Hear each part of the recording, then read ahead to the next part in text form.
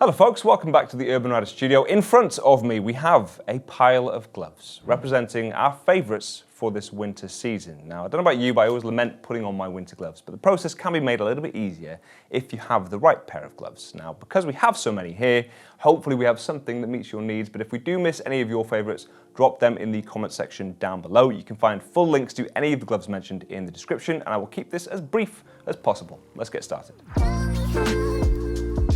Now, it might seem like a lot of options, but I can give this some structures to start with. So we'll begin with two gloves from Merlin, both leather options, one with a long cuff and one with a short cuff, and both of them are kind of middle ground for price. Those being the Merlin Caton 3 or the Merlin Nelson, both coming in with a retail price of £90, both fully waterproof and using D3O reinforcement. I personally quite like leather looking gloves. I don't really mind too much, but if I have a choice, then I will go for leather. And it's always nice when you can have leather and also have it be waterproof. So that's what we have here.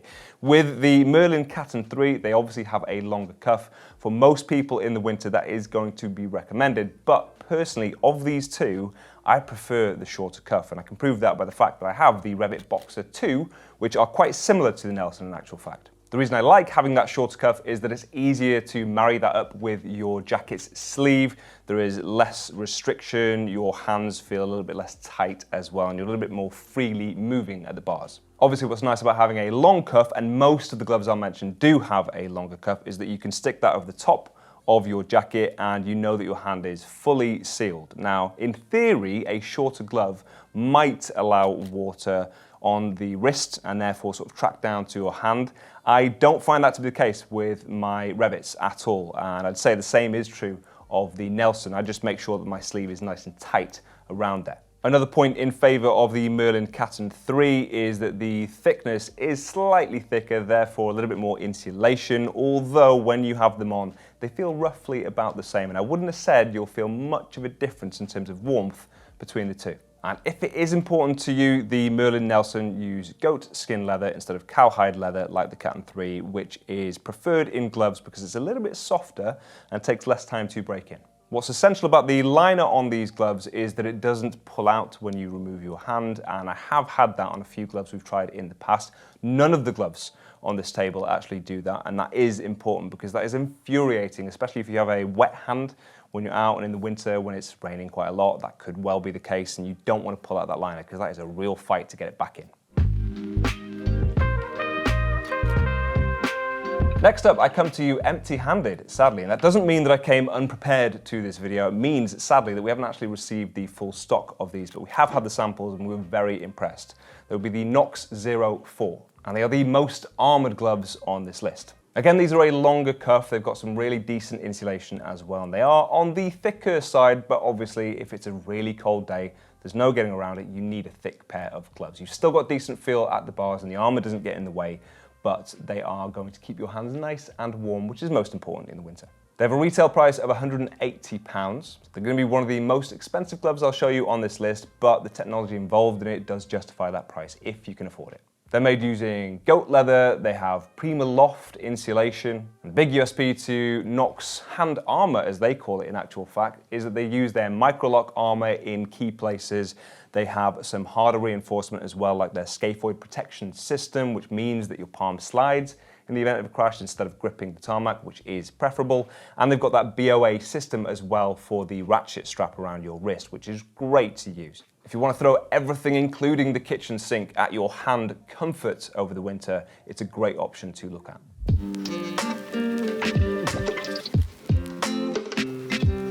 Now let's assume you really are in a rush and you simply cannot wait for those Nox gloves to come out, but you want a similar level of protection, slightly better waterproofing and insulation, and a similar kind of budget. So £160 for the retail price on these. They are the Revit Living Good 2. Again, we have a long cuff. These are a textile glove on this occasion, although they do have a goatskin leather palm, but they have soft shell outer to the back. They use a gore-tex waterproof membrane, and I think they call it Gore Grip technology as well for the grip, so it's got better feel at the bars, but a very reliable waterproof membrane on the inside of these, and they again use PrimaLoft for their insulation, which is generally regarded as class leading. It means you can get away with slightly thinner insulation but still retain the same warmth. Now actually I believe these have 200 gram insulation actually on the inside, but still really good feel at the bars, and they don't feel too thick, although a similar level of thickness I would say to the Nox. You've also got reinforcement at your knuckles, you've got temper foam across this to make it more comfortable against your hand,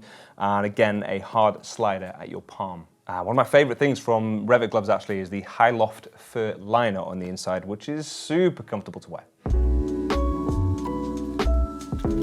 Now obviously both these gloves and the Nox 04 come at a higher price tag. So if your budget is a little bit more restricted, and I would definitely class myself in that category, then we've got some other great options from Revit if you're looking, such as the Revit Waden, which is new to us, or the Revit Bornite like I have on the table. Now obviously you do get what you pay for, so these aren't going to be quite as refined as the Living Good, but they're still going to offer most of what you need in the winter. And it really depends what sort of riding you're doing. If you're year-round commuting practically every day, then maybe it is worth investing in your hand comfort.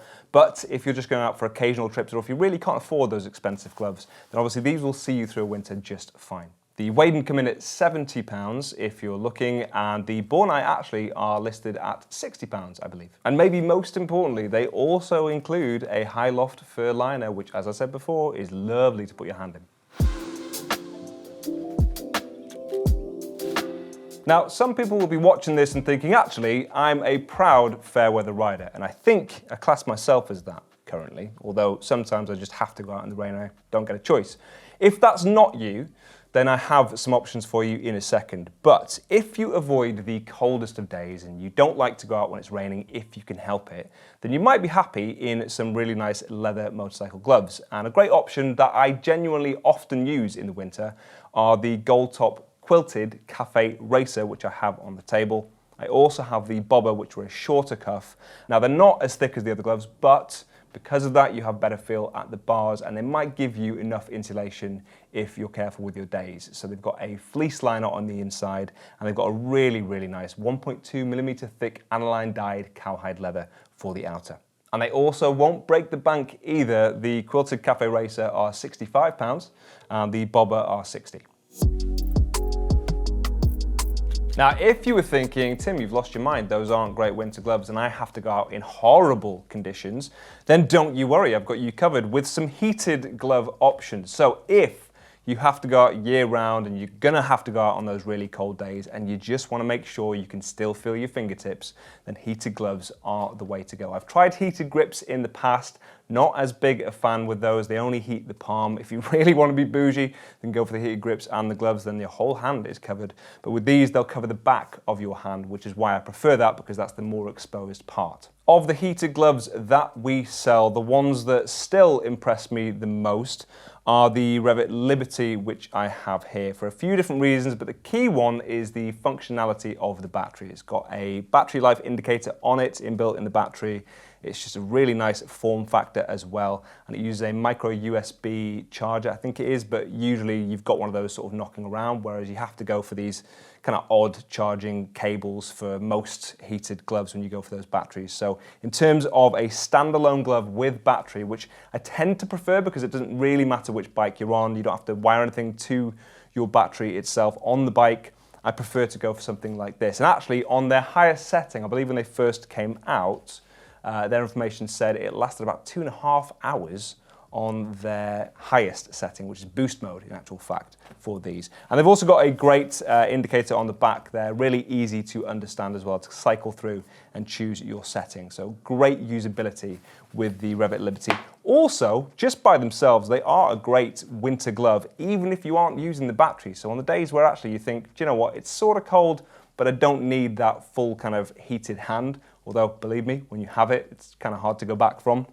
You might just take these out and use them as standard winter gloves because they've still got a Primaloft insulation on the inside and some very clever technology when it comes to keeping your hand warm. but they are on the pricier end because of all these things. So they come in at £260. Now, if you want a slightly more affordable option, depending on the version that you go for, we've got a range of gloves from Machner as well. The two on the table are the Evolve, coming in at £100, or the Era, coming in at £160. It's another great option if you do want some heated gloves. Now, the USB to these, and my favourite things about them, would be the usability of the app if you want to pair this with your phone. Really easy to use, and it gives you very clear indication as well as to the battery life of these.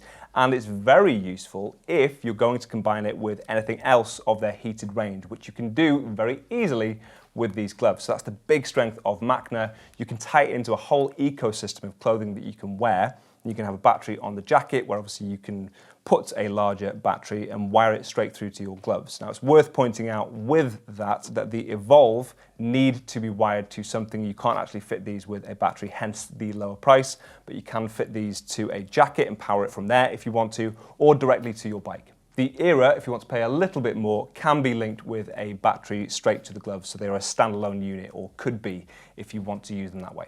Obviously, we have other heated glove options if you want. We've got the likes of Merlin, but that goes for any of these gloves. We've got a huge range, and obviously we'd be here all day if I decided to go through all of our glove range for this winter. But these are our favourite options. It definitely gives you some choice there. Hopefully something suits you. And if it comes to sizing as well, bear in mind, I would have pointed out if there's anything odd about the sizing. All of these have a pretty uniform kind of sizing to them. We've of course got that size guide on the website if you do need to refer back to it, but they're all pretty consistent. Drop any comments you've got in the comment section down below. Hopefully you managed to keep your hands warm this winter, and I will see you soon. Bye.